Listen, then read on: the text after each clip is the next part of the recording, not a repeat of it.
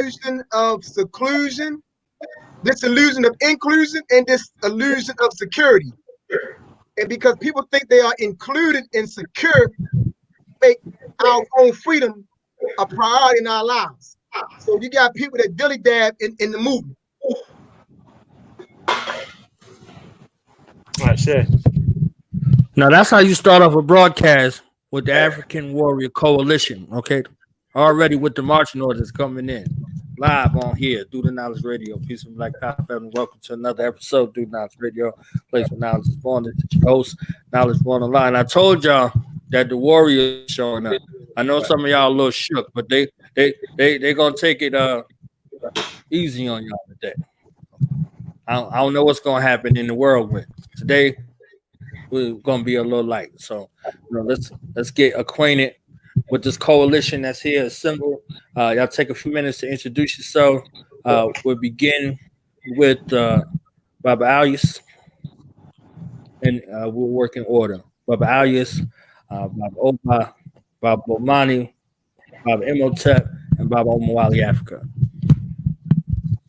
Peace and Black Power family. I'm Aleous Chagalia, one half of the organizing committee of 100 Years in the Whirlwind, International Virtual Pan-African Conference. I'm here to stand in amongst giants, stand amongst Black men who are serious about this work. It's an honor and a privilege to always be with these rabble rousers that understand that, like Baba Imhotep just said, we're trying to make this thing a way of life, not only for ourselves but for our people, so that we can actualize our truest African potential. So peace and Black power. Let's get caught up in the whirlwind. 100 years. Yes. Peace and Black Power family. My name is Brother Oba Olayínká. I am the program coordinator for the Afrikan Independence Ma'at Celebration. 16th annual is coming up this Saturday, August the 1st, virtual, live on YouTube through the Urban Shamans channel, as well as the Do the Knowledge Radio channel on YouTube. We will be on from 4 p.m. to 8 p.m. Actually, it'll probably be extended. We're here. And not only am I here to represent the virtual broadcast of the Afrikan Independence Ma'at Celebration, but I'm also here, a part of this coalition of powerful Africans to promote both the RBG Centennial Conference, as well as the 100 Years in the Whirlwind Conference, which I have the pleasure and the honor of being a part of both conferences. So, I'm here in unity and in the spirit of self-determination as African people. Just like this, like I'm just happy to be here. You know what I mean? So BB48, BB Toomey, race first.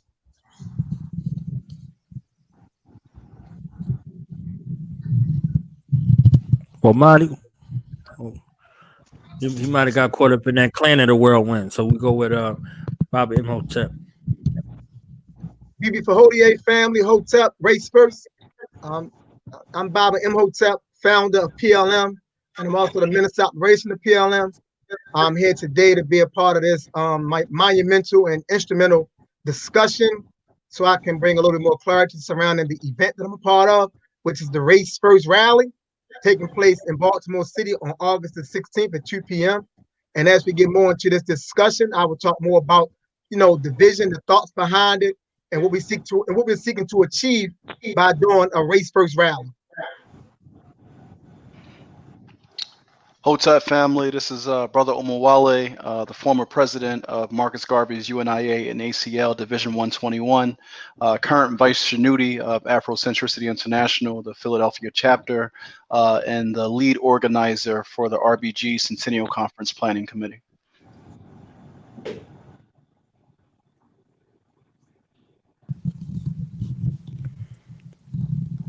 Brother Bomani.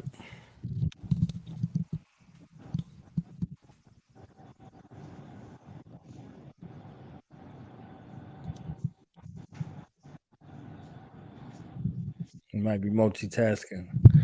All right, so for everyone who has some kind of way been involved or looking to be involved in these upcoming events, I just want to kind of get a gauge on how you feel, where you are to be involved in so many things at this particular time, and kind of chart through like what's some of the processes for people who are out here who are organizers, people who are out here that are working with African people. What are some of the things that go unseen in regards to putting together events like this and working with our community? One of the things I think that we have to have, and that's definitely unseen and underappreciated, is patience.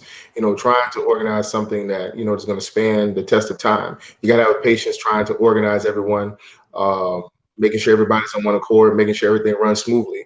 Because if this is going to stand the test of time, but this is something we're going to put in front of our people that we want them to choose willingly, we have to make sure it's presented in a package that's clean, pristine, and something they can readily accept. So you got to be patient with people to a certain degree, because these things are time sensitive, because dates are fastly approaching. Like Bob Oba said, he get the end Cobra gets cranked up this coming Saturday, correct, sir?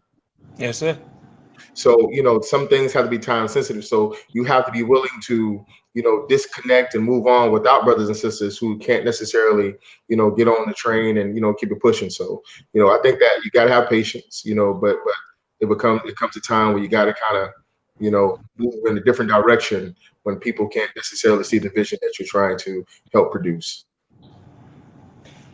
I would echo the same sentiments, as well as add on the fact that it's also about teamwork. You have to have a good team of people. It just can't be completely on you as an individual to put everything together. You to be able to assemble all of these parts that go into putting on an event, a production, the likes of what all of us on this interview are putting on. You got to have a good team of people. You got to be willing to sacrifice. You got to be willing to be humble, and at the same time, be willing to bequeath to one another if another person has a better idea than you do, to get things done in a more timely and efficient manner. And for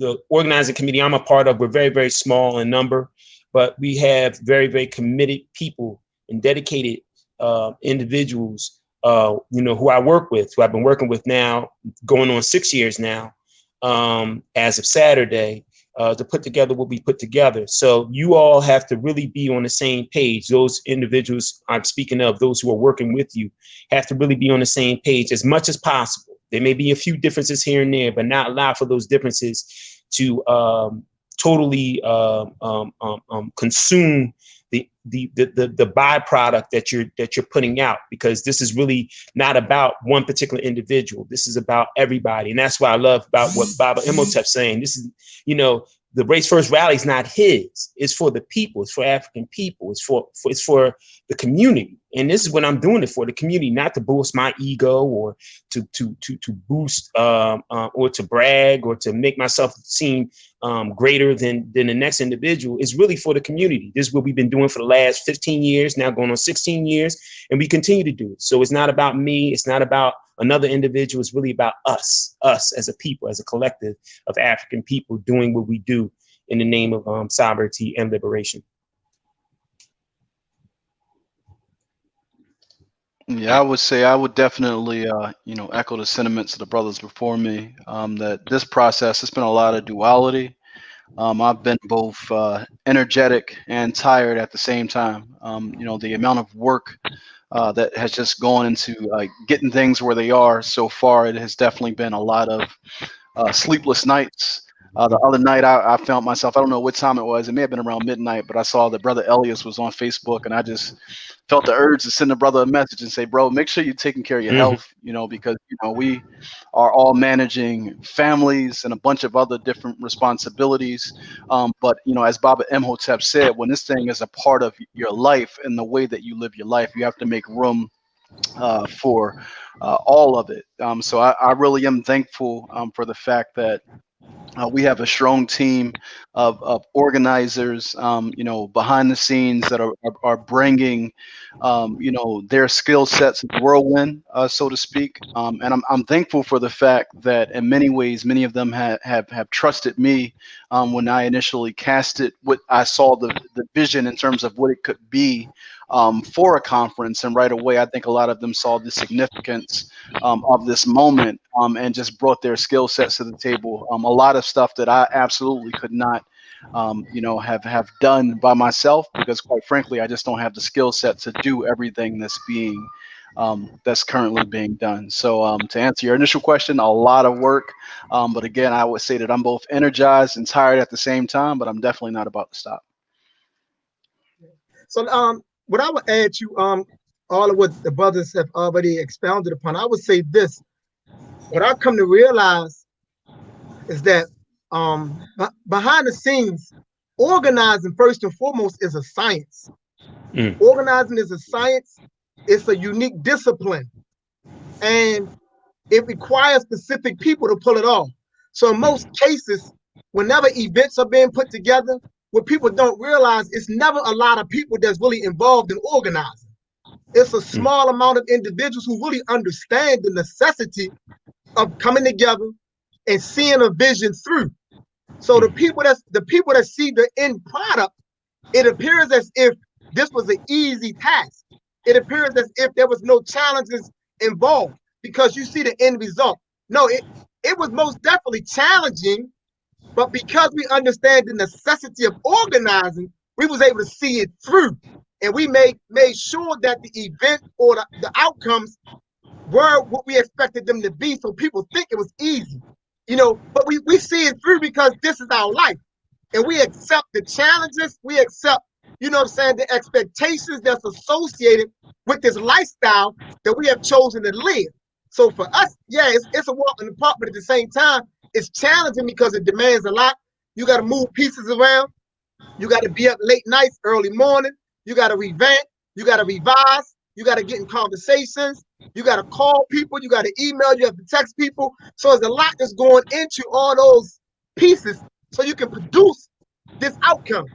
And right now, we right there at the edge of the outcome. So on Saturday, Baba Oba's event's gonna roll out.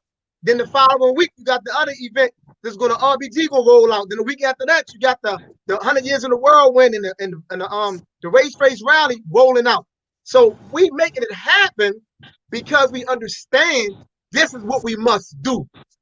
We're being monitored. The ancestors are monitoring us right now.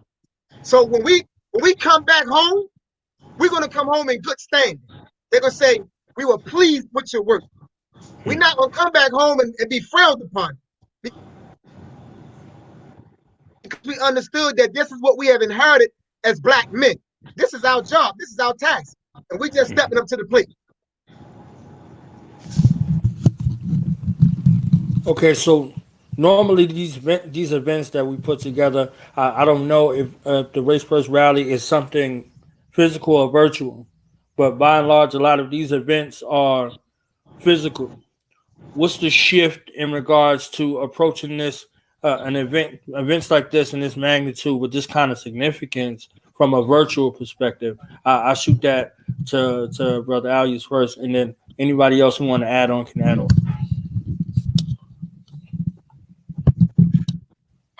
I can understand that this is a community university just like any other. But honestly, for organizing it has been a tad bit easier because you don't have as many moving parts as far as you have to get someone, flown in, you got to take care of their lodging, you got to take care of their food and different things like that. So because you take that aspect out, it's been a little bit easier from that standpoint. But the virtual aspect allows people to continue to do what they do and not necessarily get lined up the way you really, really need them to, because if you have people, that's on the other side of the prime meridian or the other side of the equator, they still can kind of follow their normal routine. But sometimes these events virtually need you to kind of get in line with it. That may take you, out of your comfort zone. It may have you doing stuff. For instance, we have people that, we're trying to line up interviews, but they're 5, 6, 7 hours ahead. So we have to line that up.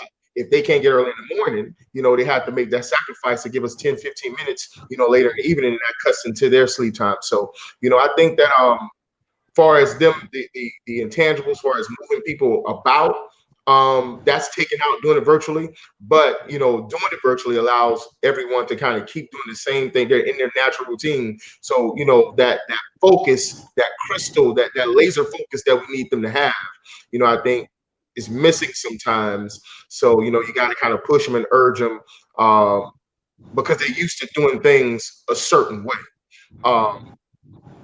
I'm not saying that, you know, people don't, you know, want to be a part of it or want to line up with you. It says sometimes we need you here at this time. Things are time sensitive, as I said earlier. So people have to understand that, you know, we're being pushy, but we're being pushy for a purpose. And virtually, you know, they can kind of, you know, get ghost on you. They can kind of maneuver, you know, move in and out, and that kind of hampers the process of not necessarily the event, but putting the message out there. Because I think, you know, just like Menwasha just said, at the end of the day, we get in that situation where we're always preaching to the choir. We always preaching to the choir. But I think that the ancestors tapped us because we have the ability to reach those that are outside of the so-called community that need to be awakened and need to get this information so they can make a common sense decision that is more in tune with being African in Africa.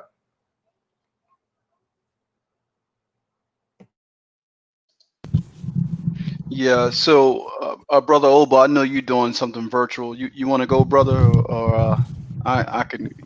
Yeah, Brother Oba, you got two dynamics. You normally have two events that go on the same day physically, and like your city kind of comes out for it, and people come from everywhere. Like, what's the shift for you having two events that you would normally do, one preceding the other one, rolling right into it, you know, with everything else that's lined up and the expectation of the city? Like, so how do you, you know, kind of have to adjust now with one event and, you know, the expectations of your city?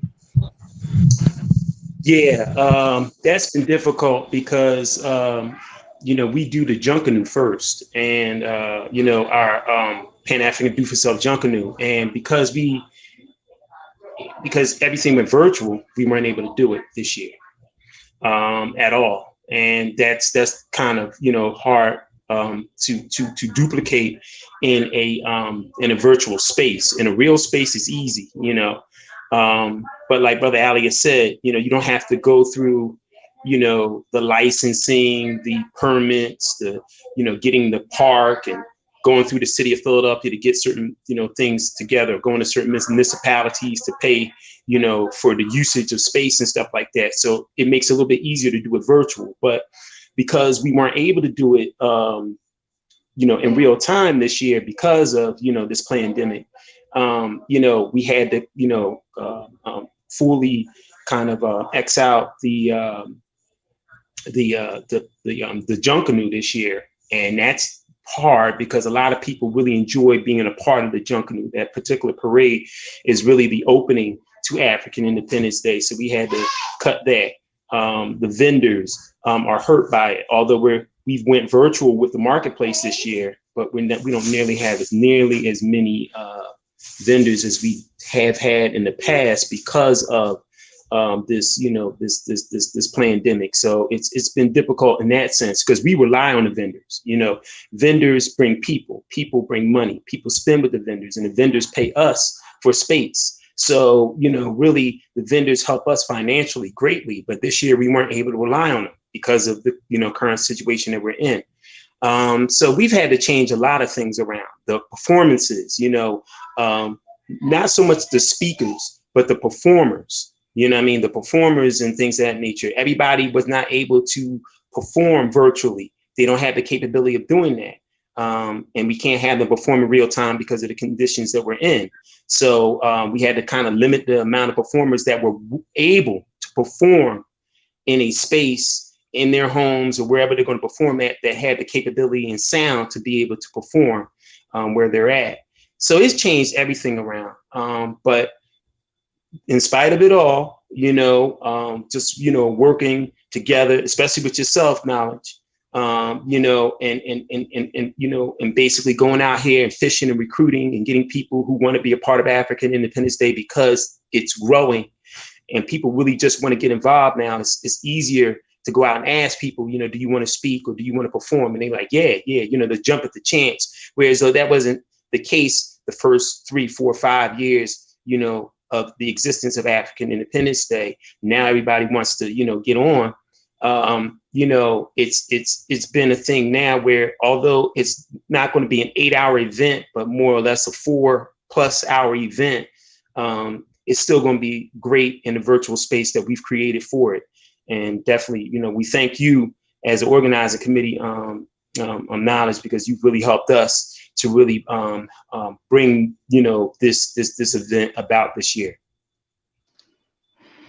Yeah, I would say from our end that a lot of complexity and challenges that we didn't necessarily anticipate have definitely been a significant part of this planning experience.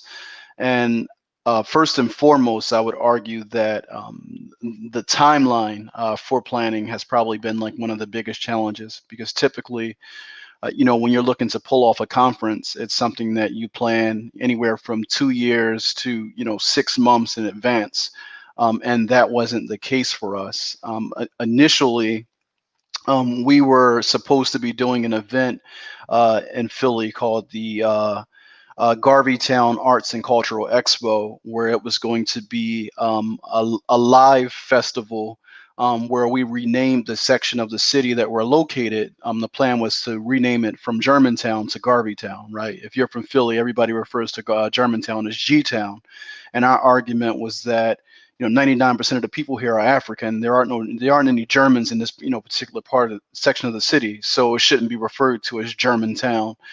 So as an act of self-determination, the goal was to, you know, have this huge festival where we paint the town red, black, and green and call it Garveytown.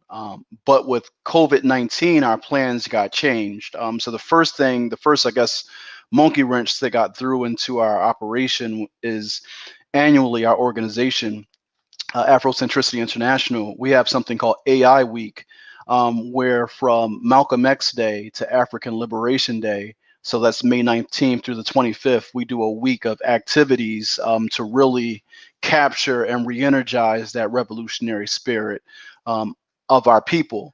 And that usually starts off with a trip to Ferncliff Cemetery on the 19th to pay homage to Malcolm X that ends in just a full week of just activity. So we had to make that virtual. So initially, when that ended on the 25th, we reconvened and said, well, what are we going to do? Because with COVID, chances are we're not going to be able to do this big festival that we wanted to do in Germantown, because we don't know when COVID is going to end. And at that time, the city had the restrictions in place where you couldn't have the big, you know, conventions or conferences in the city. So we had a meeting at the beginning of June, and I had threw out the idea that we do a conference in place of the festival, and they just asked me to put together a proposal for what the conference would look like. So long story short, the proposal for the conference got approved at the end of June. We sent out the convening letter the last week of June and built the planning team the first week of July. So the planning team is a team of 12 people, 6 men and 6 women. And basically, we've really only had the month of July to prepare for an event where it started with an organizing team of 12 people. And after we sent out the letter to convene, it's ballooned to coordinating efforts among 86 people. So that's among our moderators, our individual speakers, and our breakout sessions. But that's also spread out across different countries and different continents. So the challenges and complexities of managing that using Zoom, it's just been a lot that we've had to consider just because we're using the technology. But not only that, you know, since COVID started, most of all of our meetings have been done using Zoom, and we've been trying to convey to people right away that although we're using Zoom to have this meeting, it's not another Zoom meeting. Like, it really is a conference that we're using Zoom to facilitate. And I think the spirit of that is actually what I heard Brother Aleous say on one of our interviews, where he said that he wants people to live in this experience so that this experience can live in them going forward. So like, that was a lot of our thinking as well, in terms of how do we cultivate a production that lives beyond this particular moment, but more importantly, how do we cultivate an experience so that it's just not an event, but it really is the start of a greater work to continue to be done after August. So in that regard, like, pulling it all together within a 30-day time frame has just been, it's been a lot of complexities and challenges, but I'm thankful again for the team that we have, because we have 12 people that you don't see that are working behind the scenes to really pull this thing off. Yeah. So what I would say, Brother Knowledge Born-in-Law, is the race first rally is actual physical rally that's going to take place at a park. You know, it's going to convene with a walk. So in Baltimore City, there's a park that's called Henry Highland Garnett Park. So we're gonna assemble at this park, the Henry Highland Garnett Park, and just try to get the people in the crowd, get them in the right mindset, and then we're gonna walk from Henry Highland Garnett Park over to the Lafayette Square Park, where the rally itself would actually take place at. So it's going to be a live rally. However, we will be streaming live on our Instagram page. We got PLM has an Instagram page through which the rally is going to be streaming out to people live on, so they can see what we're doing and what's taking place and things like that. But it's an actual rally. So we're going to be, you know, we encouraging people to still wear their masks and things like that, because we know people have their concerns, and we don't want to make anyone feel like we're not sensitive to your concerns, we're not considering your concerns. So we're still going to do all that, but we're most definitely going to do it out in the park, in the heart of Baltimore City, West Baltimore. All right, I want to stay with you for a second, Bobby Imhotep, if I can. Yes, sir.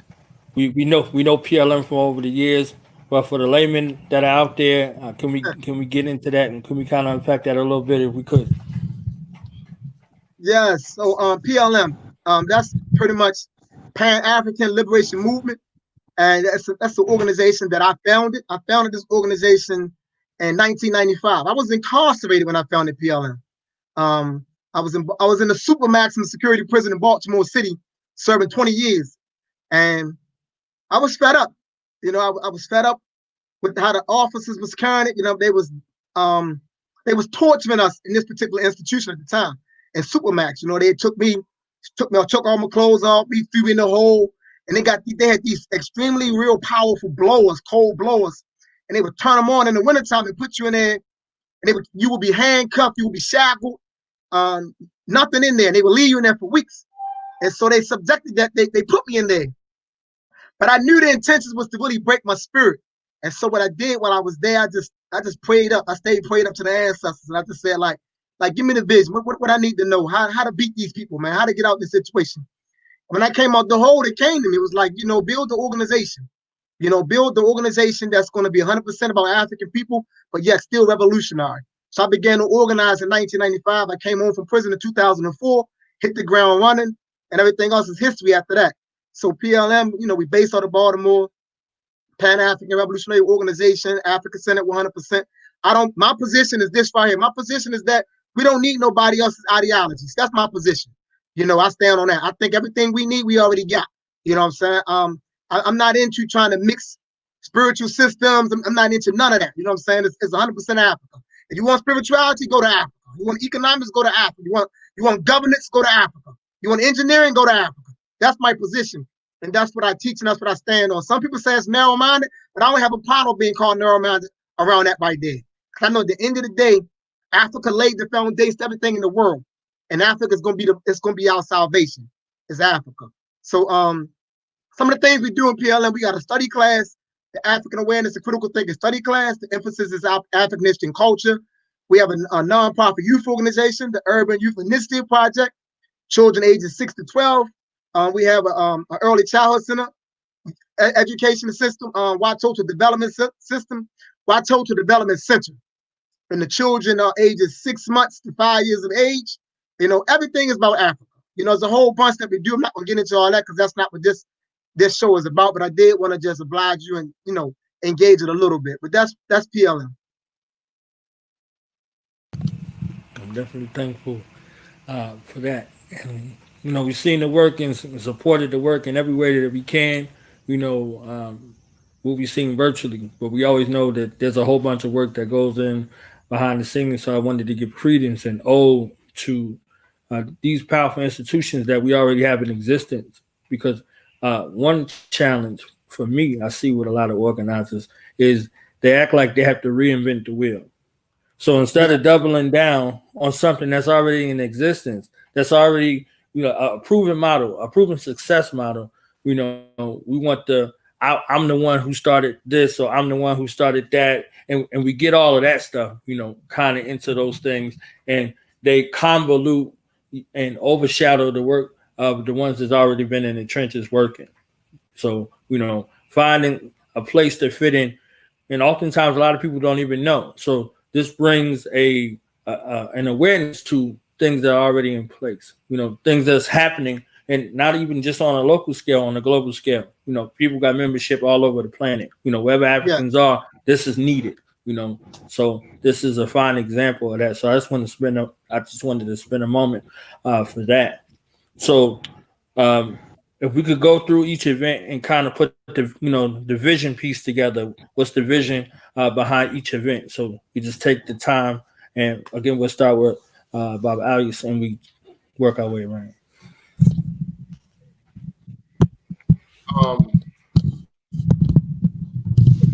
And I got to sneak another question in there for you, Bob Aleous. I need to know your selection process. If you could share a little bit, you understand what I'm saying? You can share a little bit with the selection process, because everybody don't qualify. I'm gonna just say that out loud. You understand? So you ain't got to say it. None of y'all got to say it. You know, what qualifies someone?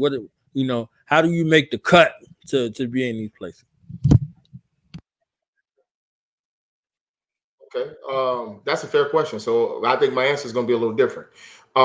Everything I think that we do, each of us here, I think that, and I said this before, I think we are trying our best to help develop the consciousness that we're in a fight, that we are in all-out war. And I think that each of us understand that we're going to have to fight so we can actually live out our culture. Because I think each of us understands that Euros, Arabs, and Asians are not going to allow us to live out our culture and be our truest African selves next to them. That's just that is historically how they have not operated. So therefore, and I think in Chancellor Williams' book, Destruction of Black Civilization, I think he gives them the Messiah proverb when he says, when the first European face shows in the nation dies. Right. So I think that everything that we do is build to gear us to get ready for this final confrontation. It is going to be a physical fight. There's never been any people on planet Earth that ever had someone else on their back that have tried to negotiate, philosophize, or just talk their way into some type of bargain. That's not what this is about. So when me and Brother Bomani sat down, we looked for the warriors. We listened for the warriors. If they had things that you could read, we read through that material, like crazy. I know Bob Imhotep saw me buying his books, and he was like, "Who is this cat?" You know what I'm saying? I know he wanted to ask me, but I was going through it hard because we didn't make it public, but that's what we were doing. It was like we talked about that vetting process. Brother Omowale, when I saw him organizing at the rate he was organizing, and I saw his product, and when I talked to him, these are the things that we were paying attention to, that we kind of talked about offline about Bomani and myself, but we didn't necessarily share, with you guys. Baba Oba, he told me about your work. He told me about, Sekou's work. So we look for the warriors. We look for those people who were clear about what we had to do, what we must do so that we can begin that process. But we understand step one, at the end of the day, everything we do, all of the politics, all of the political training, all of the African Center schools, first and foremost, it's about getting us ready to understand we have to fight. So the vision of 100 years in the whirlwind, the fundamental principle is based upon resistance education. Baba Oba, I'm gonna steal your phrase again. He said the pandemic. The pandemic, we have to have a viable option for African people in this time in which we live. There are Africans who are petrified about sending their children back to the brick and mortar classrooms. They're unsure about how to homeschool. So myself being an educator for 16 years, my children aren't going back to school, flat out. Okay. So we have tons of people who have African-centered schools who are going to be part of 100 Years in a Whirlwind. They have taken those African-centered schools and they went virtual. So we want to present this thing as something that's, okay, you have an option. We have people who have been doing this for 20, 10, 15 years, people who left the university and said, we're going to develop this for African people and it's here for you. So that's one. But we also want to be resistance to, miseducation, diseducation, ignorance, global white terror domination, and all the residual effects of that.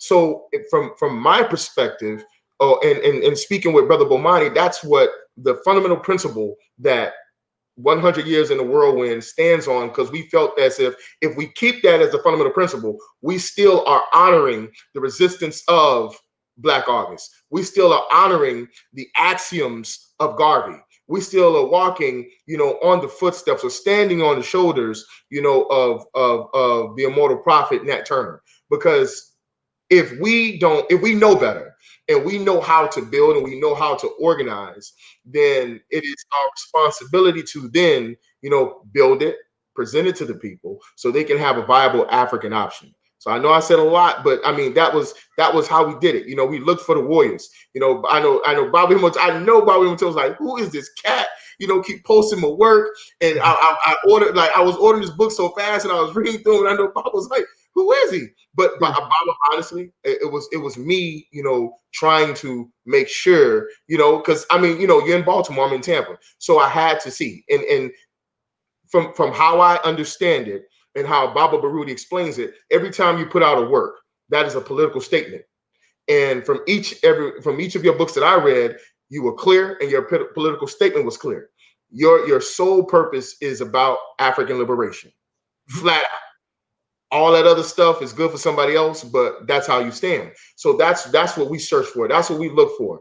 And I think that, Brother Knowledge Born, you've helped us, show the world that we've made the right decisions by kind of opening up your platform, to kind of let the people know the thinking and the ideology of the people who are part of the 100 Years in the Whirlwind. I mean, think about this right here. Every person on this show today is part of that, because how I see it and how Brother Bomani sees it, each and every one of you are clear. You're solid brothers. I know I said it and it sounded kind of weird, but the other day on the show when I said, I'm attracted to manhood. Now I've been married for 12 years. I got 6 children. What I mean by that is I feel like if I'm in a fight and I'm rumbling with some Euros, Arabs, and Asians, I have no doubt that if y'all came upon that y'all gonna jump in the fray. That's right. And that's how it is, where I'm from. So now I have a global online family that goes with this physical blood, bone, and bond family that I have here. So it was looking for brothers and sisters who are warriors and who are about the serious work of African liberation. It didn't sound weird when you said it at all. No, it didn't. By the way, I understood it. Okay. I understood it because men should be attracted to men in that way. Yeah. See what men, we project our mentality through our character. See, our minds are projected through our character, and we should be attracted to that because we should see in ourselves, what we are or what we want to aspire to become when we see each other, right? That's what it should be. Absolutely, yeah. Iron definitely sharpens iron, and I was just inspired. I thought of something when Brother Aleous was just saying that ultimately what he's looking to do is fashion and shape the warrior consciousness of our people, so that they know that in the final analysis, this conflict is inevitable. So when you said that, and I'm paraphrasing your words, I thought of Garvey. So if you just pardon me, just give me 1 minute here. I just want to read something from Garvey to further the conversation and what you just said. So this comes from Garvey. It's an excerpt where he's talking about the need of force. He says that the powers opposed to Negro progress will not be influenced in the slightest by mere verbal protests on our part. They realize only too well that protests of this kind contain nothing but the breath expended in making them. They also realize that their success in enslaving and dominating the darker portion of humanity was due solely to the element of force employed. Pressure, of course, may assert itself in other forms, but in the last analysis, whatever influence is brought to bear against the powers opposed to Negro progress must contain the element of force in order to accomplish its purpose, since it is apparent that this is the only element they recognize, right? So strong people are only going to respect a force that is either equal to or greater than the force that they possess. So I think the challenge that we've had as African people is that in many ways we've continued to operate in these different singular compartments where we operate as individuals. It's like how Brother Knowledge Born said, is like, well, you know, this brother got an organization, but I want to be known as like the founder. So I'm gonna go over here, instead of building with my brother and unifying with my brother, I'm gonna splinter off and do my own thing. And I think the challenge is, for too long we've been used to fighting as individuals, and that puts us in a situation where we're not used to fighting in rank. You understand what I'm saying, Brother Bomani? I'm sorry, Brother Aleous, you used the other day the analogy of a football team. You talked about a team, you know, being war. So warfare is a team sport, and too many of us are trying to be, you know, like the star player on the team, and we don't really need no star players in this thing. In fact, the star players are the ones that you ain't going to see, because they're going to be the ones who can do the most damage. You understand what I'm saying? To put you as somewhat as at a disadvantage when you're out in the forefront, but sometimes for what needs to be done, some of us have to make that sacrifice and being in the forefront in order to sound that Akoban and bring folks into the fight. But not everybody needs to be in the forefront of this thing, and that speaks to the importance of the ways in which we organize and the strategy behind it. So when you talk about, well, what is the outcome that we're looking to get from this conference? First and foremost, the RBG Centennial Conference, we see this as a spiritual event. We see it as a spiritual gathering. So when calling people together, we've been looking for the people who had showed signs of having good character and the ability to work in unison with other Africans. So let me give you a perfect example of even how this connection that we all together on today, how it occurred. The deadline had already passed for people to get involved with the RBG Centennial Conference because we were overwhelmed. I'm not really active on Facebook, but I had to get active to help promote this. So I got on Facebook and I see Baba Imhotep post a flyer about the Race First Conference. This is like 12:30 at night. So I saved this number in my phone. The next morning, it's like 8:30, 9 o'clock. I get a brother a call. I say, Baba Imhotep, you might not remember me, but we met like 4 years ago when I was at the UNIA and you came up. Mama Akosawa brought you up to be the keynote speaker at the event.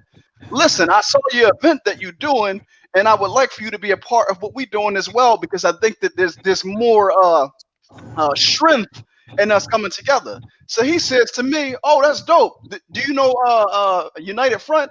I'm like, who? Vanguard United Front? And he mentions it. No, I said, who? Black United Front, as in NBuff. He says, no, Vanguard United Front. He's like, they doing an event, the same thing next weekend. Let me connect you, brothers. So he goes on Facebook, put me in contact with Brother Bomani. Somehow, I already knew about Brother Oba's situation, but like it really all started to form. And now you have what you have here, because you have men that are looking to identify other men who have good character and who are about doing the work. And they're saying, how can we do this together? So when I look at the Centennial Conference, both the 100 years in the Whirlwind, and I look at the RBG Centennial, this entire moment is about a spiritual gathering. And that's both the seen and the unseen, right? This is a gathering of us with our ancestors, both living and those who have transitioned, and the youth who are here. So that's why when we talk about like the week of return and things coming in the Whirlwind, like we really, really do mean that. So when you look at the criteria, we were serious about integrity. There are no charlatans on our bill. There are no preachers on our bill. The only people who are on our bill are people who have done and have shown consistent work. And we made the argument that this is a platform for everybody to demonstrate that work. And coming out of this, we can start to work together. So that was our thinking and our strategy behind putting together the conference. I have to add, and I have to go back to what now it's going, what you, God, initially said in the question. Sunday night, we were asked the question, like, how was this able to come together so quickly? How was this this alliance, this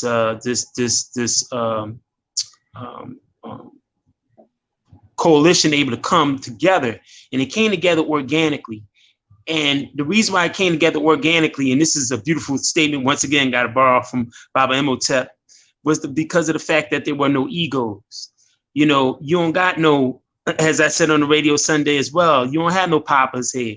You don't got no King Kong consciousness here. You don't have nobody, you know, screaming and beating their chest, talking about I'm the most requested speaker, you know, on the circuit. You know, we just humble Africans, man, warriors, man, that love our people so, man. You know, we would give our lives in a heartbeat for what it is that we do.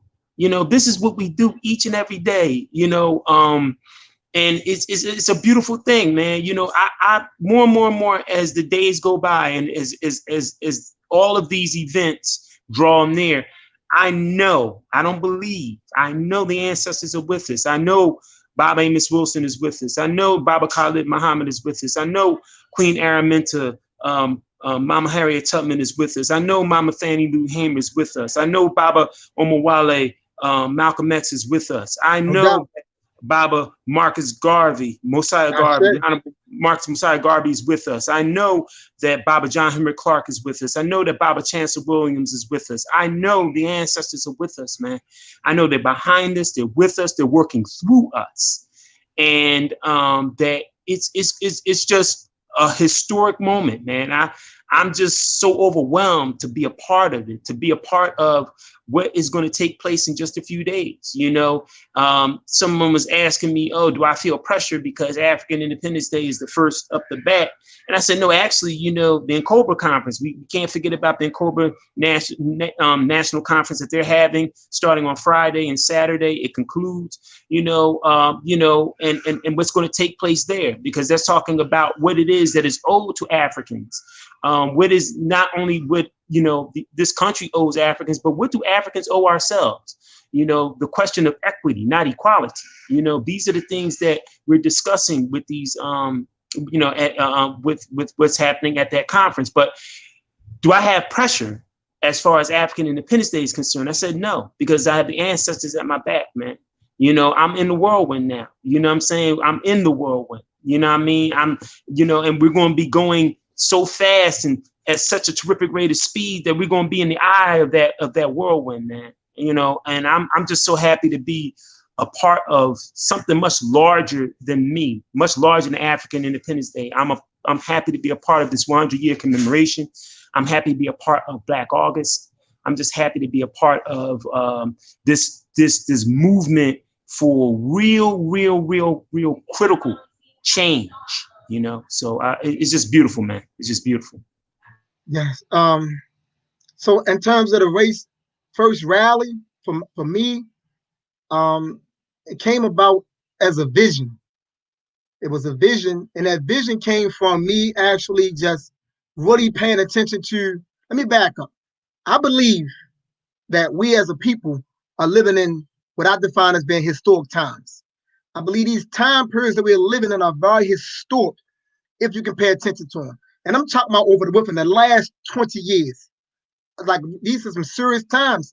And so I've always been paying attention to the things that are taking place, what's happening with African people in the USA, within the world, paying attention to, you know, our enemies, watching how the enemies is moving and stuff like that. And I watched how Black Lives Matter pretty much, you know, for my estimate, in a sense, it kind of co-opted the movement, you know, in terms of on the ground pushing against, you know, some opposition. It kind of co-opted and it kind of hijacked it, if you will. So right now, if you think about it, like, even people that's trying to come into consciousness, it's like the entry point that they know of first is Black Lives Matter. That's what they hear first. That's their entry point. But you got some genuine people that's entering into something that's a falsity. And I'm thinking about them, like, I'm saying to myself, like, that's not right. You know, so I'm praying that they stand up late at night, 2 o'clock in the morning, praying, like, you know, talking to the ancestors, like, what is it? And then it came. It was like, something has to stand in contradistinction to Black Lives Matter. You know, it has to be something that can stand in contradistinction to Black Lives Matter. And I said, what would that be? I said, it has to be race first. So like I said, always, I'm not the originator of that term, but the term becomes more valid today, right?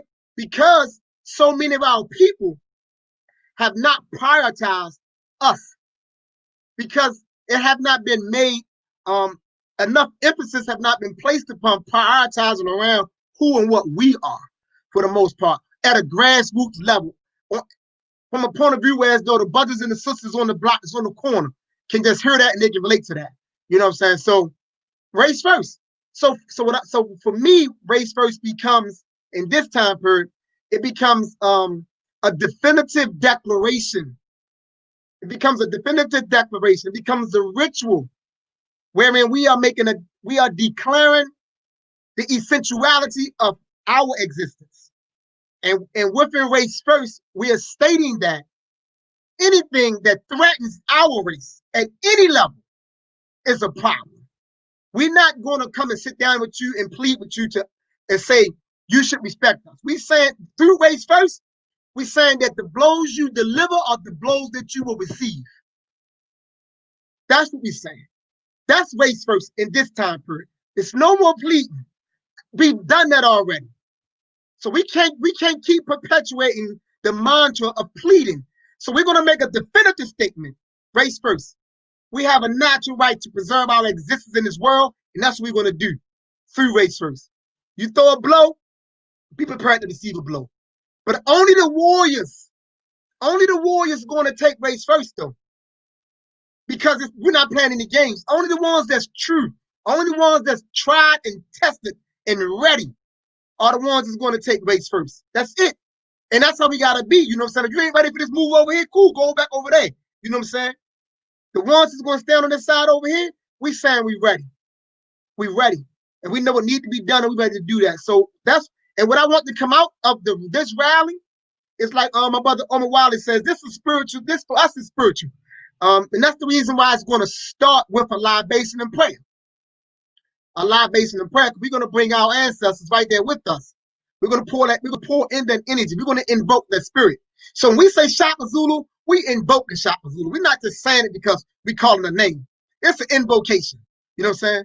If we say Ya Asante Wa, we invoking that energy and that spirit. That's what we want to show up that day. You know what I'm saying? We're going to be very specific about the ancestors that we invoke and summon to be with us. The individuals who show up, my hopes is that they will leave under the mindset that this struggle that's taking place in this world, it's about us and them. Anybody that's not us falls into the them. Simple as that. If you're not us, if you're not black, you're not claiming black and represent black or African, you're part of them. There is no in-between. There is no neutrality. It is a war, and we putting our boots on, we strapping up, and we getting ready. Simple as that. And that's what the Race First Rally is about. And Baba Imhotep, us definitely has to be clarified by using race first, because you got people out here right now and they're screaming us or else, but then when they talk about us, we talking about good versus evil. So if you good, you could be my white brother, my brown brother, you a part of, like, nah, us got to be us, because there's a lot of confusion out here right now and around who is us. Here's the term, the popular term now, my white allies. I don't have the white allies. Okay. Only have African allies. Only have African brothers and sisters. During the Bring Black Life Village Walk at the beginning of June, that is 2 words we got to get rid of our lingo. One being nigga, the other being ally. Because ally, if you look at the definition of it, it means you're entering into a formal alliance with someone. Right. So what that would mean, in order for me to enter into an alliance with another black person, I would first have to divorce myself from them when I already have a familial tie. This is my brother and or my sister, unless you show yourself to be my enemy. Right. But either way, you're either my enemy or you're my brother or sister. I ain't got no allies. You understand what I'm saying? So that's the perspective that I take. I don't use the word ally because I ain't got none. Yeah, that's true. And just to add to what Brother Omowale says in terms, the confusion is really out here, and I'm clear about the confusion. And I think that's the reason why when I think that the way that we're going to push race first and the way we're going to land it down, because what I took the liberty to do is to develop a set of principles that I wanted to apply to race first. And that first principle is Black consciousness, Black pride, then it's Black solidarity. So everything is Black. Black socialization, Black politics, Black ideology, Black defense and Black protection, Black survival, and Black empowerment. Now, the clarity piece comes in when I expound on what the Black consciousness looks like and what the Black ideology is, because we confused around that. You know what I'm saying? So we get into Black ideology, we're going to get into Black worldview, African-centered worldview. Once we get into African-centered worldview, we're going to bring out the clarity. We don't have no allies on anybody. You know what I'm saying? I agree with you. We don't need to talk about allies. You know, we need to be in solidarity. Simple as that. And that solidarity is going to come from us being lock, stock, and barrel on key principles and key points on your Africanity and my Africanity. You know what I'm saying? And we roll on that day. If I could just jump in just a little bit. So I'm hearing everybody say, pretty much the same thing. And I've told Brother Knowledge Born, I've told Brother Bomani, the thing that I want most to come from this Black August experience, I'm talking about from the Cobra event to the Race First rally. We're organizers. We got to figure out a way to create this house of life, that Iceway Armor talks about, where everybody continues to do what they're doing, but we can house it somewhere virtually so our people can come in, and then we begin to institutionalize the principles of race first. We begin to institutionalize that African consciousness, which is going to get us where we need to go. The one thing that we can't do, and I'm glad I got all the organizers here, the one thing we cannot do is allow this to exist only in the moment. But we have to create something, fellas, brothers. We got to create something that it can be virtually. I mean, the whole pandemic COVID thing has provided us an opportunity. Like how Imhotep just said, these are very, just the sign of the times. This is very important. So we have to capitalize on it. It's one thing that the Honorable Marcus Mosiah Garvey did. He capitalized, the United States coming off of, the Great Depression, or coming into the Great Depression, coming off of World War I. So now we have to use this time to create this. And I'm gonna tell you right now, like I don't necessarily know how we're going to build it, but it must be built so that something that our people can. Nobody has to change what they're doing, because that's always one of the things about when Africans come to build. It should be uniformed and look this way. Well, I don't necessarily think that's the case, because at the end of the day, if we're all trying to get to sovereign African liberation, everyone can continue to do what they're doing, but it's a place that we always can come to, a place we can send our children to, something that can show us and teach us, and we begin to institutionalize this intergenerationally. But the challenge is to us. So I think that because we were tapped by the ancestors, because, I don't think it's an ego thing, but it is something to say about each of us that the ancestors say, I trust them, run with it. That's special. The ancestors didn't tap everybody. The ancestors didn't give this to everybody. The ancestors didn't stir something, didn't get that fire burning in everybody. So now we got to take it a step further. And I think the next step is us, first of all, stand in contact so we can build this house of life, so we can begin to become the sharers. You know, the keepers have been in charge too long, and the keepers can be the assimilationists, the ones that, you know, want to kowtow to Euros. They want to say things and then say, well, I didn't know the plight of this European and that European, and I apologize, and now I was wrong, and da da da. One thing you never have to worry about me is that there's nothing that any Euro, Arab, or H can ever get me to make me turn my back on y'all. Flat out. If I turn my back on my babies. So I know for a fact the next step has to be us building something in this virtual context, matrix, what have you, where everybody continues to do what it is they do, but our people can come here and it's their form. So when we do that, then we can say you have no excuse. You know, the address is www.cominghome. Home sweet home is where the heart is. Whatever. So, brother Aleous, what I would say is that a line in the sand has already been drawn. Right. Now, Baba Imhotep gave a presentation about maybe a week and a half ago on race first, and he talked about it being no middle ground. I was earlier this year, I was listening to Mein Kampf just because I didn't have time to read it, but I wanted to get back into it. And there was a lesson, because I think the nationalists should study all nationalists. That's just my perspective. So there was a lesson that when Hitler was speaking, he had said something about the types of people in struggle. And what I took from that, what he stated, and this was my own words, I said that there are 3 types of people in struggle. You have the warriors, you have the fence sitters, and you have the traitors.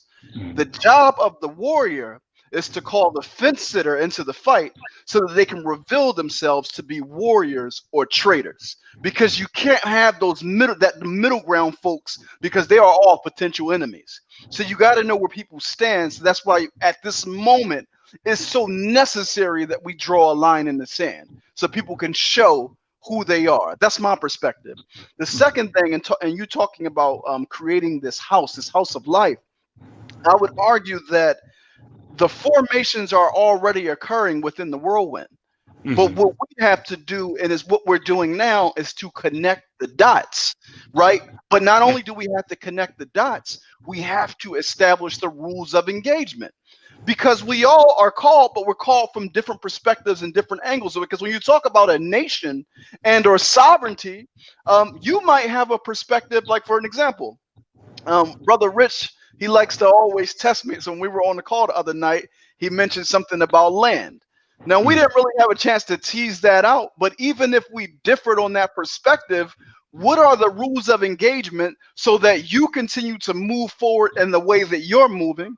I continue to move forward in the way that I'm moving, but we're still together, right? We don't necessarily have to agree on some of the particularities in terms of how we're moving, as long as the vision for where we're moving to is the same. And I think that that's the challenge that we have.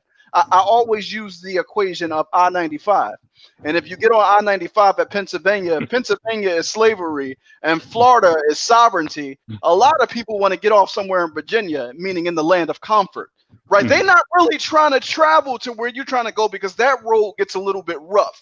So we got to understand that the people that we're traveling with are headed to the same destination, and not when you get down the road and you ready to really put in an action. They like, listen, all I really wanted was them to change the law too. They didn't give us the voting rights. Why you still fussing?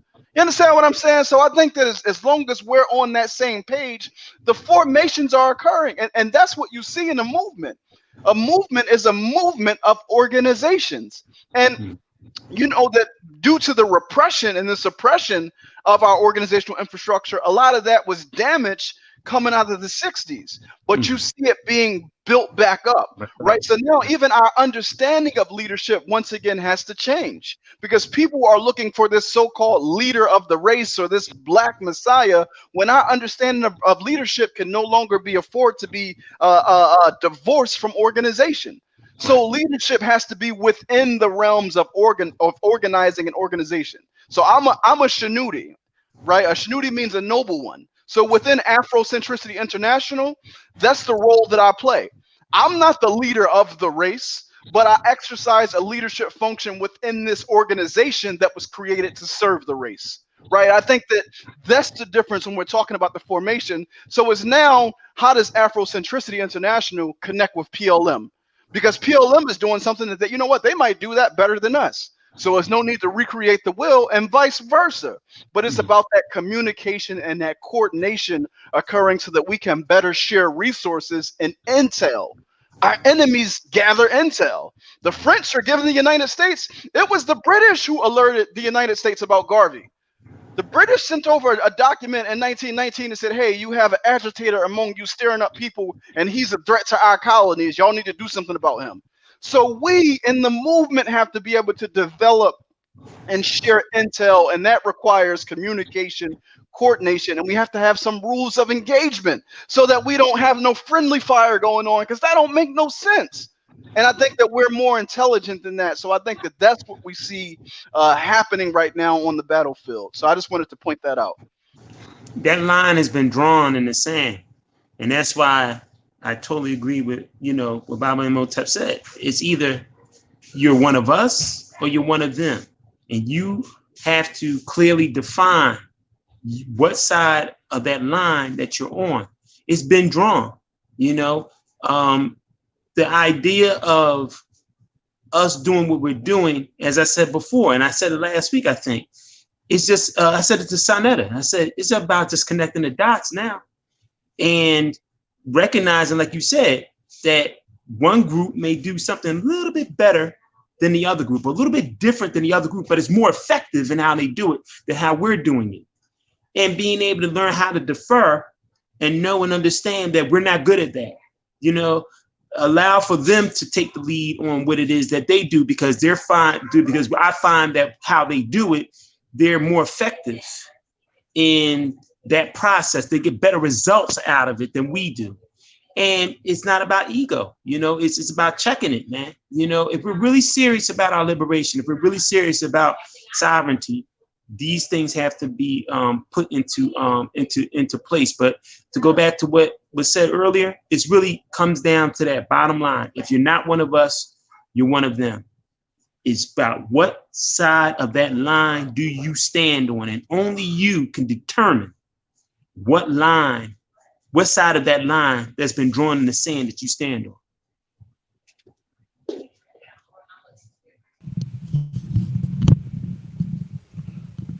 All right, y'all making my job easy today. Normally, I got to be the warrior. I just want to point out to everybody that's listening, if you see these warriors that are assembled here, the job is to support the war effort. So if the warrior has to come and teach the class, that is a post that's not occupied. Remember what I'm saying to you. If a warrior has to leave his post or her post to come and teach a class, that's a spot that's not occupied. You put that warrior in that position to hold that post for a particular reason. So if they have to leave that and get properly relieved or not properly relieved, meaning somebody less qualified to hold that position or that particular post, that post is now vulnerable. And now your whole position, everything that you built, there's an access point that someone can enter. So for me to be teaching some class, or one of these warriors that's assembled to be teaching a class, you got a vulnerability on your perimeter. So just be mindful. Just be mindful. So if you don't come from this particular lane, don't come over here. There ain't a place for you. So I'm going to take a few seconds for everybody to talk about what they plan on bringing, because y'all involved in multiple events. Take a few seconds to say, what you're going to be bringing to each event before we close. Well, I'll go first, if I think I'm understanding the question correctly.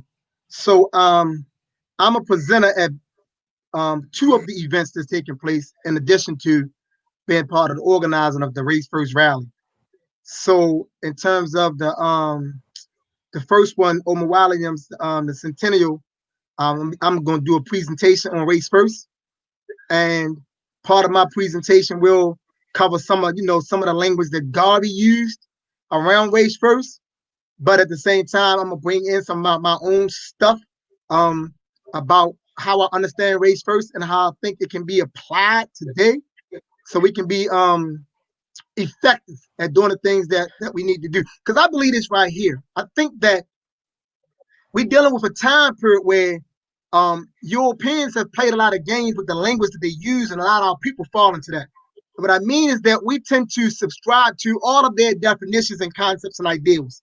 And when you do that, you actually enslave yourself to the dominated people who crafted these ideals and things of that nature. So a lot of us in our super intelligence, we say things like, well, race is a social construct and there is no genetic markers that we say that because Europeans started saying that, right? They didn't say that when they used race to run over top everybody. They didn't say it was a social construct when they was measuring out cranials and things like that. When they used race to advance their economic dominance, it was okay. So now it's only a social construct because they don't want black people to recognize that we can organize ourselves around it, right? So I'm aware of all of that crap, right? I like to say, I study my enemy, so I know everything they talking about, everything they said. I read all those jokers. You know what I'm saying? B.F. Skinner, Pablo and his dog. You know what I'm saying? John Watts, you name it. Freud, Young, all of them. Hitler, Descartes. You know, you name it. I read all of them, right? Everything that they do, everything that they have done is nothing but race first. Everything. When they shoot us down in the streets, that's race first. Because they are shooting us because they are preserving their interests. They're not shooting us because we're black. Black is not problematic. The problem is them. So when they shoot us, that's race first. When they railroad us in their court systems, that's race first. So we're in a time period where we have to raise up race again because race is being used against us. Right before our eyes is being used against us. But they have done it in a way where they have reversed it. So they make us think that things happen to us because we are black. So we say they killed him because he was black. We say, well, they gave him 100 years because he was black. We say, well, he got fired because he was black. You know, black is not the problem. We have to change that. So my position with race first is to get us to understand the necessity of elevating race to a pivotal point in our consciousness so that we understand the necessity of organizing around race, you know, because that's what we have to do. So I'll be doing those two presentations at the first event and at the 100 Years in the Whirlwind event. So I'll be doing two presentations. And at the rally, I'm going to speak, you know, towards the end of the rally. I'll be one of the ones that'll give a brief speech, if you will, or talk rather, because I don't see myself as a lecturer. I just like to talk from my gut, you know. I let the ancestors come through me and they come out as they come out. You know what I'm saying? And in most cases, if you're serious, you feel what I'm saying. If you're weak, I fight you. You know what I'm saying? So, but I'm okay with that. So I'm gonna speak about, you know, race first, the importance of race first, what it is, and I'm gonna go through those principles that I think are crucial, you know, for us as a people. And in each principle, there are sub principles inside each principle. So inside, you know, black survival, you get into black family, and black socialization, we get into black love and black values and things like that, because we need all of those things to be strong. So that's what I'll be doing, you know, at this thing. But I want to pick up on something Brother Aleous said. I agree 100%. I think that this Black August for us is a prelude to something greater. See, this is just a prelude. Everything that we all are doing, even though it's all significant and it's monumental, but in terms of us coming together, this is a prelude to something greater. So we're going to keep moving, and we all going to come together. We're going to link up, and we're going to sit down. We're going to talk, and we're going to figure out how to do what needs to be done. Because I'm going to tell you what happened in the past. What happened in the past is, in order to bring people together, you have to be willing to relinquish a piece of your sovereignty to the thing we're trying to give birth to. So whatever that thing is that you're talking about, whatever that thing is that we trying to give birth to, we will have to relinquish a piece of our own sovereignty to that thing. And when we can do that, that thing come to life. And it take on form, it become a living entity. And that's the true task. That's what this Black August is all about, man, for us. It's just a prelude, and I'm ready for it. We're going to get it in.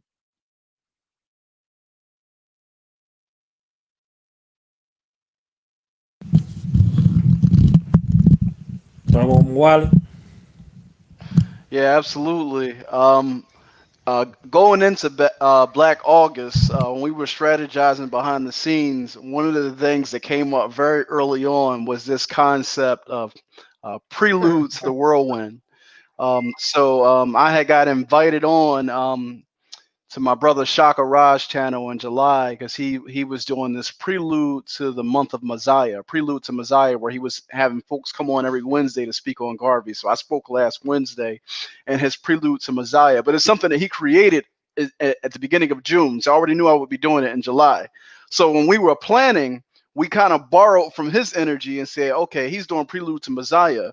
We're going to do this prelude to the Whirlwind strategy as a part of our promotions around the conference. So when I hear Brother Baba Imhotep say that August is a prelude, I find it, it's always reaffirming when we're all on the same frequency. You understand what I'm saying? And I think that sometimes what blocks our frequency is when we think that we're competing, but it's no, we're receiving the same messaging. Our antennas are tuned into the same channel. So we're not competing. Like literally the messaging that you're getting, we're getting, and we're all acting on it. So when I hear my brothers say a message and I'm like, man, I was just taking the same thing, it's just really reaffirming. So that's why I was just sitting over here smiling when you said what you said. And another thing is I was just having a conversation recently and I'm talking about how you talked about relinquishing sovereignty. What I analogized it as was it's the equivalent of when you're trying to create a so-called United States of Africa, you're going to have people who would rather be a head of state of an individual country than to be a governor and something much more grander than their individual country, right? So it's like when you're trying to get down, you got a lot of people that's like, listen, I understand what you're saying, but in that, I'm not going to be as big as I would be in my own thing. So therefore, I'm going to stay over here and you go do your thing. So we got to watch out for that mindset because it finds a way to creep in. Yes, it so does. I appreciate what you said there. But yeah, we are August the 8th and the 9th among all the other energy that's happening during the month of Mosiah. We have the RBG Centennial Conference. The website is RBG Centennial. So that's CENTENNIAL.com. It is a 2-day event. We have many of the same speakers speaking at both events. So ours on day one, it's an act of Sankofa. So we're looking back at the last 100 years so that we can draw from the lessons and movements that gave us the political and cultural form that have shaped this current moment. And we're taking those lessons and using them as inputs into the strategies that we'll be working to crowdsource and develop on day 2 of the conference to take us into the next 100 years. One of the things that unifies us, I mean, there are many things that unify us in these different efforts, but we all have Baba Walimo Baruti serving as a keynote speaker. But I would say that you all are more fortunate in that you were blessed enough to have both he and his queen. So you have a bit of complementarity there in terms of your speaking. But we will be honoring both he and his queen on day 1 of the conference. We have a session on day 1 that's called the Sublime Order of the Nile Induction Ceremony. So 100 years ago, Marcus Garvey created the Sublime Order of the Nile, which is a society that he presided over as the supreme commander. And he inducted people into the society based upon them showing extreme loyalty, service, dedication, and sacrifice to the race and to the ideals of African nationalism. So what we want to do on day 1 is we want to induct our elders. So the criteria was you had to be above the age of 70, and you had to have lived a life that was evident of that evidences sacrifice, loyalty, and service to the ideals of sovereignty. And we felt as though it was important to acknowledge our elders in this way because many of them have sacrificed good paying jobs on the plantation. They have sacrificed comfort in order to pursue things in an independent way and be true to their ideals, right? So John Lewis and Jesse Jackson, all those folks have been already given their roses. Society gives them their roses, but Baba Cambone, Mama Marimba, of course, Baba Walimo and his wife, Sister Ya, like we have to give them their roses. So on day one, we're going to have that ceremony. And Dr. Julius Garvey, who's Marcus Garvey's youngest son, is going to serve as the keynote speaker during that ceremony. So we just have a whirlwind of events, but we will be supporting everything that's happening throughout the month. So we appreciate you, Brother Knowledge Born, for having us on the platform to speak to the people.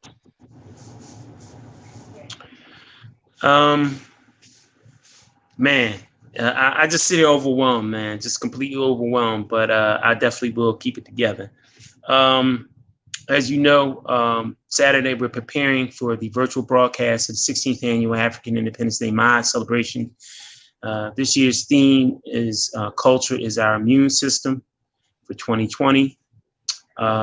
We will be highlighted by the likes of course, as Baba Omowale mentioned, Baba Mwalimu Baruti and his queen, Ina Ya Baruti of a Coben House, or a Coben Institute in Atlanta, Georgia. They will be the keynote speakers speaking about culture is our immune system, the well-known quote by Mama Marimba Ani herself, author of the book Urugu. We will also have Dr. Wade Nobles, who will talk about, and it's an honor to have him, and especially on the same program as Baba Baruti and Mama Ya. That's just tremendous. He's going to be talking about COVID-19 and white supremacy and its effect on the African community in 2020. So he's going to be talking about both of these situations that we are currently dealing with as Africans, and giving us some of his knowledge, his wisdom, and his tremendous understanding on the on that subject matter, and blessing us with many jewels and information that we can use. One of the beautiful things about African Independence Day, as well as all four of these events, I happen to be a part of two of them. And I will be at the Race First rally, Baba Imhotep. I want to let you know that I present early that morning. I present early that morning at the Race First. At the 100 Year in the Whirlwind conference. But after that, I'll hit the road and be on my way up to Baltimore. And I will be there by 2:00 and marching with you all, and in full support of my brother. And Pan-African Liberation Movement. So I just want to let you know that. But the beautiful thing is the overlap and the fact that these are intergenerational events. So not only do we have our older warriors, but we got our younger warriors. So we got the likes of Marcus Klein, speaking. We've got Mama Pam Africa. We've got Chairman Fred Hampton Jr. We have just some tremendous performers, Queen Jazara, Taji, aka the Black Fist Seven. We've got Brick the Foundation. We've got Richard Raw. We've got Rock and Moose of Kazi Gang. Of course, we're gonna open it up with a libation by Iya Ulukunle Oladina of Garvey City, Wilmington, Delaware, Ifa Priestess of Oshun. So she'll be opening up things with libation properly to bring the ancestors in and to bring them down with us and to be with us throughout this tremendous event on Saturday.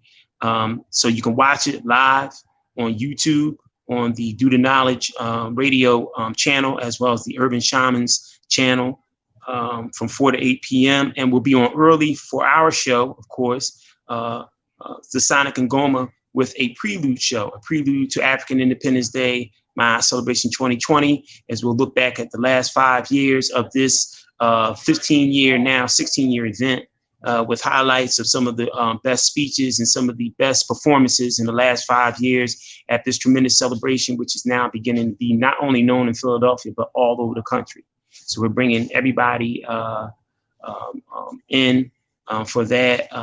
Of course, my co-hosts, my brothers, Brother Sharu and Brother Kamua, will be on the air as well. And then we'll come back to you all at 4 o'clock for the 16th Annual African Independence Day Ma'at Celebration 2020. Culture is our immune system, our virtual broadcast. And we're just looking forward to having everybody come and sit back and enjoy themselves. Like you said, Brother Aleous, get your popcorn, put on your large, big screen and sit back and just, enjoy, but be informed. You know what I'm saying? This is for every man, woman, and child. This is for our elders as well as for our youngest baby. So it's just, a tremendous event.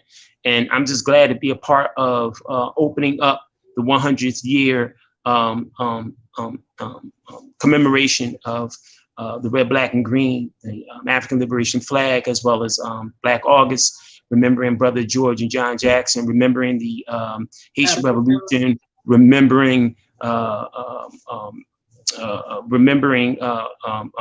Nat Turner rebellion, remembering all the great things that has happened to Africans throughout the month of August. And I'd be remiss to not mention the fact of the birthday of the Right Excellent Honorable Marcus Mosiah Garvey.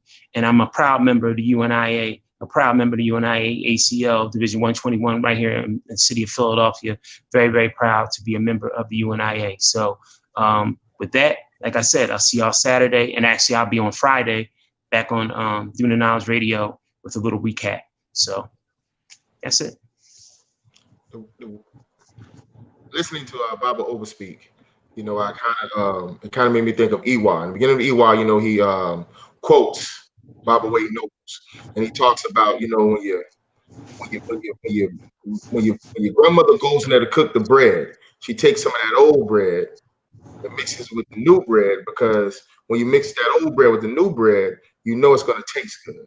You know it's going to be, because the last time you tasted it was good for you spiritually and physically. I think that's what 100 years in a whirlwind has done, like I said, with adding you who may go before us. So we're going to take some of it that's already happened, mix it with some of this new stuff, or new speakers and new scholars who, we haven't necessarily seen, or may just be new on the scene. And I think that it's going to be edifying for our spirit, our soul, and just for our African consciousness. So on August 14th, we're going to kick off with a libation by Baba Sekou.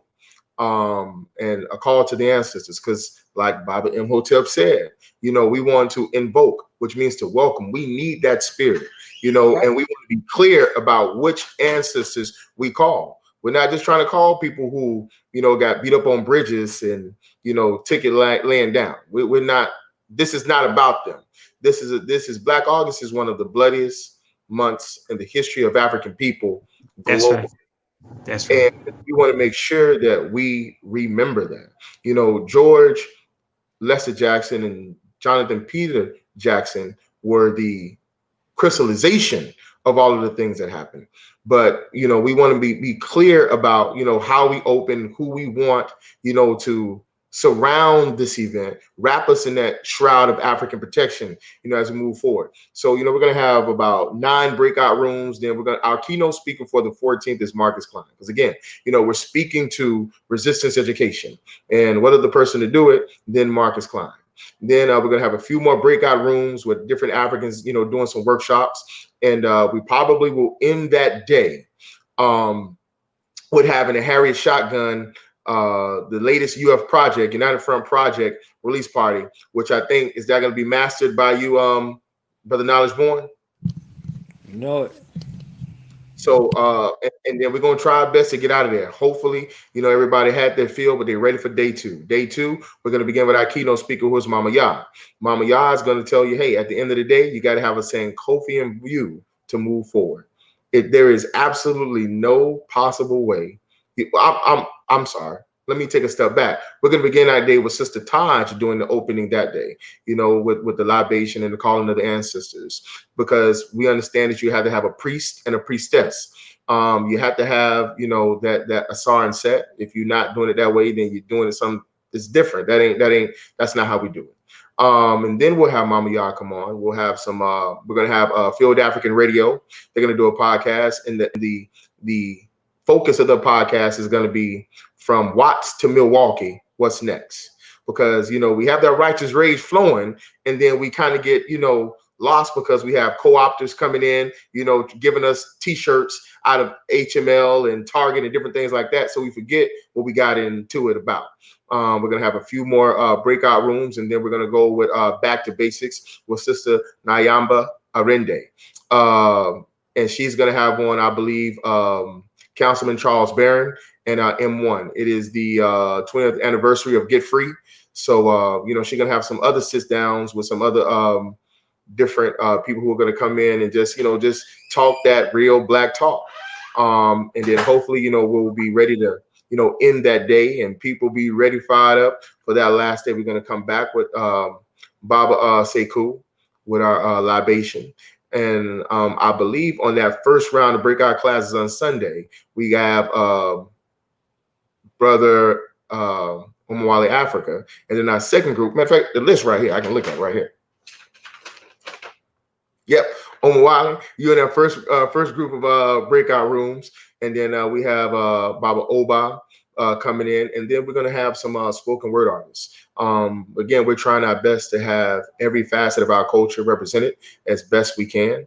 We're going to come back with Do the Knowledge Radio, and they're going to be sit down with UF, and the focus is going to be AIM, you know, African insurrection music, in conjunction with how you need to aim to hit Cinemass to put your target on his back for good. Closing out, our keynote speaker for the 16th will be Baba Baruti, and he's going to discuss the axioms of Garvey. I'll probably come out and close this out, but I know what I say comparable to all the things that y'all gonna put forth will be minimal. But, you know, please, African people, go out and make the investments necessary that you can enjoy all of these events. If you cannot get to Baltimore, donate. If you cannot get to the Race First rally, donate. Do the things that are necessary. Pay those revolutionary tithes so that African people can do the work. Don't leave us hanging. Right. Don't act as if, you know, that we're millionaires and billionaires and we just can do this without you. We need you. This is for you. This is for you. So make those investments in us first, then head out to Walmart or Amazon or wherever you got to go to get your HDMI cords and your speakers so that you can enjoy this on your 65-inch screen television. This is the only time I'm telling you to watch something on your big television. You know, try to enjoy these events on a 15, 16, 17-inch computer screen. You're going to miss something because it's not going to become alive to you. So make those investments now. Make those investments now so that you can enjoy yourself. So the thing I'm going to bring to the conference is this weekend, I'm going to get me some new mud cloth. I'm going to get me all of the African attire that I can. And at each and every event, y'all may not see me, but I'm going to be dressed up to the nines for every event because I want to live in the event. Right. I want to make it come alive. I want to reach out and feel that energy through the cyber optics. So that's how I know how to do it. If you haven't, for some weird reason, if you have not yet went over to www.dtc1.org, that is D as in David Walker, T as in Thomas and Core, C as in Colin Ferguson, and the #1.org, and you have not purchased tickets, you better go ahead and get it done. We only have so many links. Now, if we go past the links and you start going crazy, I may, you know, open it up a little further, but we only have so many links right now, and we're getting close. So go ahead and make that investment, not for us, but for yourself and your children, because there are going to be so many tools, so many gems that these scholars, these brothers, these warriors, these Asafos, these Jagna are going to drop for you, for us, so that we can reach the heights of our ancestors, but then begin to exceed the expectations they set. So that's what I'm bringing. You know, just support, love, and man, it is an honor brothers. And I cannot say it enough. It is an honor to walk and stand amongst some of the baddest Africans that I've ever met in my life, you know. And I'm gonna tell you right now, we ain't this is the dream team. We ain't breaking this up. So continue to do what you're doing, but we gonna stay in contact because, hey, guess what? October's right around the corner. Me and Brother Knowledge was talking about that the other day. The bad Right. You know, so it's some things that we can address. It's some things that we can build, and I think we are the brothers, we're the Africans, you know, for the time. We can go holy day, grab the heat with no delay.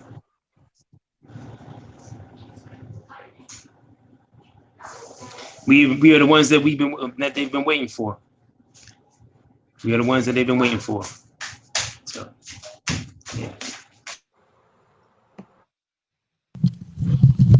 All right, can y'all drop the info where people can get tickets, how they can support, and also how they can reach out on social media before we wrap it up? For African Independence Day, you can contact us on our phone line at 267-521-1544. That's 267-521-1544. You can also contact us by email at africanindependenceday@gmail.com. African is spelled AFRAKAN. independenceday@gmail.com. You can also find us on social media. On Facebook, you can find us at the 16th Annual African Independence Day Ma'at Celebration 2020. And you can find us on Instagram at African_Independence Day, which is also spelled AFRAKAN_Independence Day at Instagram. And am I leaving anything out now? No, I don't think so. But you can get in contact with us there. African Independence Day is a free event for the public. So there is no charge for it. It's not a conference. It's just a celebration.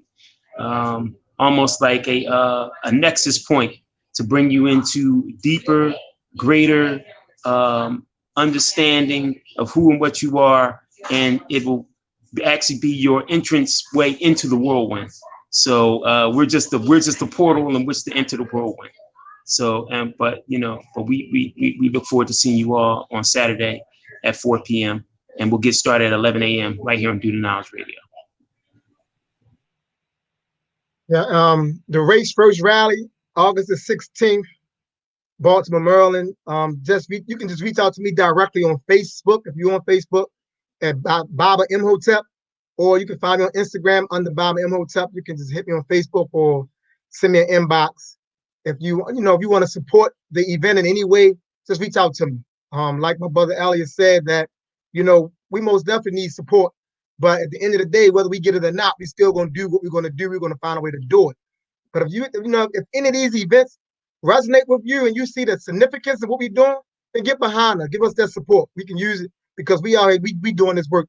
So once again, just find me online at Baba Imhotep.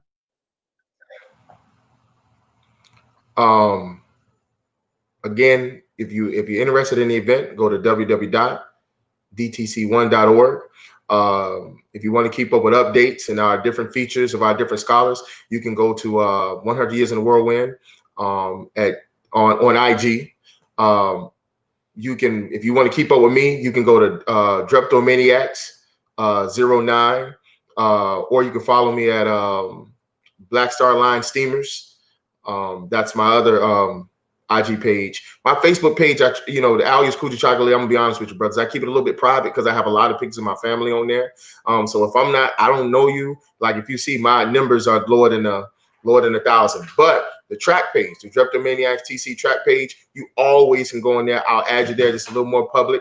The information is about the same, but it's a little bit more focused on the children and different things that we deal with on a daily basis. But my Aleous Chocolate page, that's for my family. So if you're there, you family. But for the event, www.dtc1.org. Peace, family. Again, Brother Knowledge Born, appreciate you having us on the platform tonight. Y'all can follow me at Omowale Africa. I'm on I'm not as proficient on Facebook. It's really difficult for me to manage multiple social medias. So I typically use Twitter because I'm a writer. And I think that for getting your writing out there, Twitter is probably like the most effective or efficient vehicle. But aside from that, I mean, you can find me anywhere Africans are. So definitely follow me on a BB2Me because we wanna support Black and African owned platforms. So I do have a profile on a BB2Me, and if you reach out to me on a BB2Me, you could definitely connect with me on there. I will respond. So yeah, I mean, I'm on Twitter, I'm on YouTube. I have lots of free lectures on my YouTube channel. One of the most comprehensive lectures I did was earlier this year. It's a lecture series called Strike Drum, The Political Awakening of African Consciousness. So it's a 6-part lecture series, but there's 2 bonus lectures as well. But you can definitely find that information on my YouTube channel, as well as lots of other lectures to help you develop yourself politically and develop your consciousness in preparation for this conflict. So that's that. And again, Brother Knowledge Born, I appreciate you having me on the platform tonight. I ain't leave nobody out, did I? Oh, Bobby Imhotep, I can't let you leave without promoting your books. I got you 1 second, brother Aleous. I can't let Bobby Imhotep leave without promoting his books. Where they get those books from? I need them Africans all across the planet to get those books. You understand what I'm saying? And how we could support PLM also. Yeah, I appreciate that, my brother. I have to get better in that regard because I'd be so caught up in just doing the work that actually promote my books to the last thing on my mind. But I appreciate that. Yeah, I have 4 books out. So if anybody's interested in my books, my first book is Urban Philosophy, Thought and Behavior System. Then the second book is Urban Philosophy, Politics, and Urban Struggle. And New African Revolutionary Vanguard is the third book. And then I got one I think most people tend to like is a smaller book, African Manhood in the 21st Century. If you want, the books is on Amazon, but I tell people, you know what I'm saying, you can get them from me directly. If you want, just like I say, go through my Facebook page, or you can go through our PLM page. I forgot that. So that website is www.plm95.org. And that's www.plm95.org. You go on there, you'll see all the different types of products, the books, some of my lectures that I've done, and you can also get a general idea of PLM itself. So just connect with me through that website.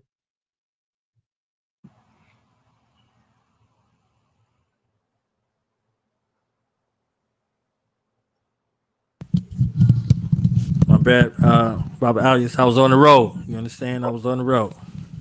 Yes, sir. No, I just want to do this because I keep forgetting to do this for my brother, and I'm not being a good brother. But if you want to get any of the United Front Revolutionary African Insurrection music, please visit www.ufasafo.com. Harry Shotgun will be released there. All of their projects. I think it's about 15 of them. I got them all. It's music that I know for a fact that you can listen to with your babies or your grandparents, and you ain't gonna flinch. Unapologetically, I do too. So go ahead, head over to www.ufasafo.com. Lumumba's Revenge, Church in the Field, Cipher Incomplete. You can find all of those projects 50 shots back.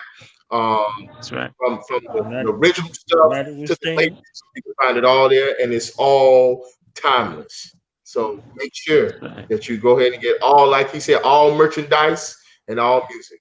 Keep it UF. The Vanguard. For life. All right, Bobby Aleous, you said you're gonna roll with me. I got Black Survive or Die class right now. The choice is yours in like 2 minutes. I'm actually delinquent right now. And then we got Dr. Robert Samari Sekou, aka Samari Kamara, at 9 o'clock. So it's going down. Testing that African fortitude. See who gonna roll with us from Pennsylvania to Florida. like Baba Omowale said. You understand? They might be trying to get off in Pittsburgh. We don't even get out of Pennsylvania yet. But, hey, just let me out. I just needed to ride to Pittsburgh real quick. You know? Let me out. Hey, yo, Doe. Yo, Doe. Let me out. Yo, Doe. What they say on that last joint? I ain't built for nobody's. I ain't built for nobody. All right, I appreciate your time. BB40, BB20, Black Power. Appreciate you, brother. Thanks for having us. Thanks for having us. Right. Yes. BB48, BB20, race first. BB48. BB48, no doubt. Face first.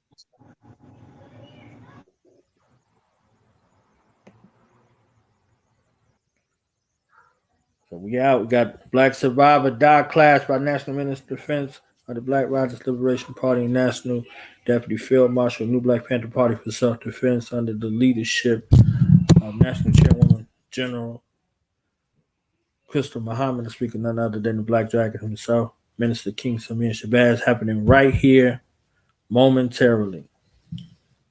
So make sure y'all tune in.